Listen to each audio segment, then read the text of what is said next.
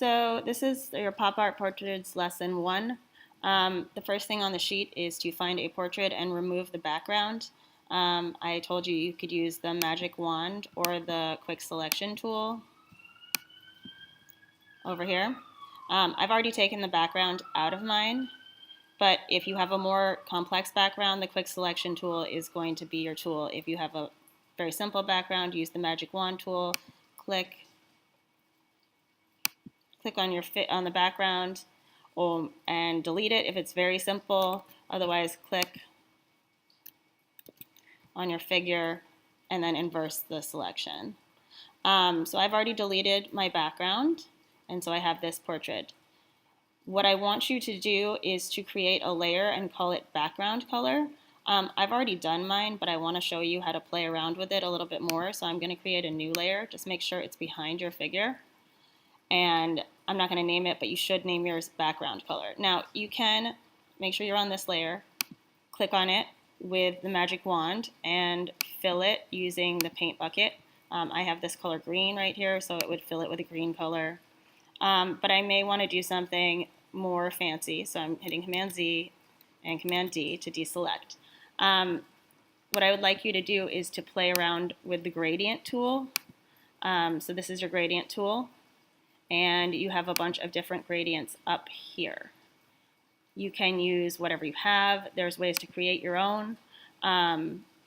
You can use the gradient tool. So this is a linear gradient, a radial gradient, angle gradient. You can play around with all the different ones. So basically your gradient tool, you see that I have this cross right there. I can drag out gradients. So you can go corner to corner. I'm hitting Command Z to undo these things. You can drag it out part way. If you like the yellow portion of your gradient, you could drag out more yellow and it will change. Okay? So play around with that. Find a gradient that you like. I've already found one that I like, so I'm going to go ahead and make sure that I don't see this layer. This is the one I'm using. Your background needs to be completely filled in. When your background is completely filled in, you're going to go ahead and group your layers. So you group your layers by clicking on this one, going down to the bottom. This thing says create new group. So I've already created a group, and mine is called Portrait Group 1. The advantage to creating a group is that you have all your layers together. So when I press this, they're gone, and also I can keep it a little smaller. So what I'm going to do now is I'm going to duplicate this group, and the bell might ring like right now. It's super loud, sorry. So I'm going to control click on mine. You may right click if you have a mouse, and I'm going to say duplicate group. And instead of just duplicating the group within this document, I'm going to put a new destination. So my destination is the Pop Art Portraits document that I told you to make. So I'm going to send it over there. Okay.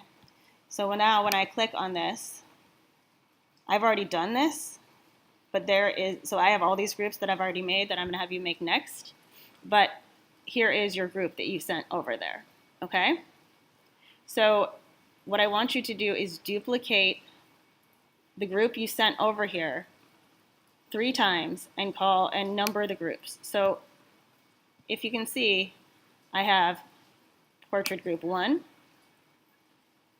and then I have the other 3 labeled. So I'm on Portrait Group 2, Portrait Group 3, and Portrait Group 4. All right, so after you've done this, I want you to go up to View, and I want you to go up to Show, and I want you to be able to show the grid. Okay, this way we can make sure, I told you the bell was going to ring. This way we can make sure that all of our portraits are lining up. So what I want you to do is after this, I want you to go ahead and drag your portraits over to each corner, each portrait group, okay? So you do this by clicking on a group, and I'm going to show you this one. So I've moved this one over to here. And if you click on this group, it's just like clicking on a layer. Everything will move, okay? So you use your move tool over here, and you can move it all around. But I want them in the 4 corners. I decided to flip these 2 on the bottom because I thought it looked cool using edit, transform, flip vertical. It's your choice whether or not to do that, but make sure you have 4 groups in the 4 corners, okay? So that's the end, and you should have your work checked after that, and then I'm going to show you what to do next. Oh, and if you want to get rid of the grid, you go to Show and unclick Grid. All right, hopefully that helps you.